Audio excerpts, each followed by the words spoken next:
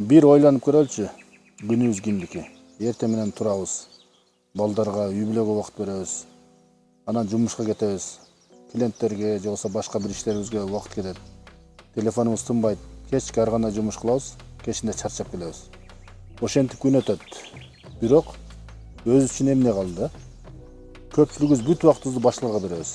Бул жакшы, бул сооптуу иш, бирок өзүңө кам көрбөсөң, башкаларга бере турган нерсең да түгөнөт. Кудук бош болсо андан суу алынбайт.